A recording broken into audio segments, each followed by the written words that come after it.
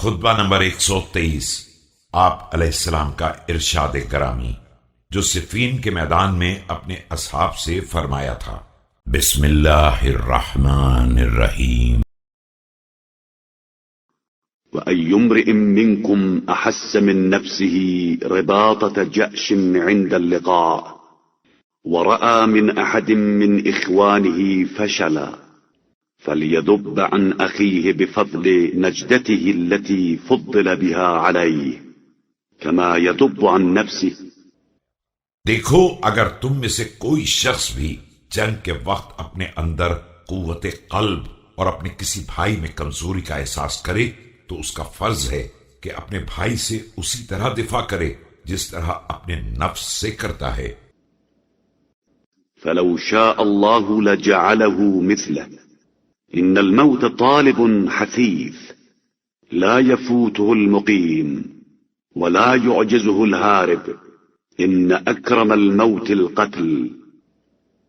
کہ خدا چاہتا تو اسے بھی ویسا ہی بنا دیتا، لیکن اس نے تمہیں ایک خاص فضیلت عطا فرمائی ہے۔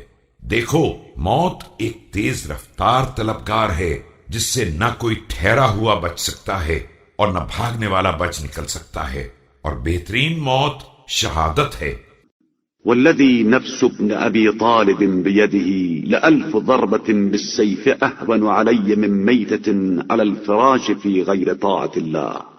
قسم ہے اس پروردگار کی جس کے قبضہ قدرت میں فرزند ابو طالب کی جان ہے کہ میرے لیے تلوار کی 1000 ضربیں اطاعت خدا سے الگ ہو کر بستر پر مرنے سے بہتر ہیں۔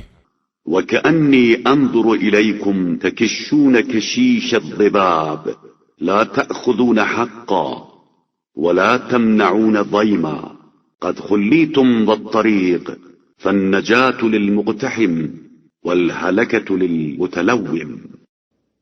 گویا کہ میں دیکھ رہا ہوں کہ تم لوگ ویسی ہی آوازیں نکال رہے ہو جیسے سوسماروں کے جسموں کی رگڑ سے پیدا ہوتی ہیں، کہ نہ اپنا حق حاصل کر رہے ہو اور نہ ذلت کا دفاع کر رہے ہو، جبکہ تمہیں راستے پر کھلا چھوڑ دیا گیا ہے، اور نجات اسی کے لیے ہے جو جنگ میں کود پڑے، اور ہلاکت اسی کے لیے ہے جو دیکھتا ہی رہ جائے۔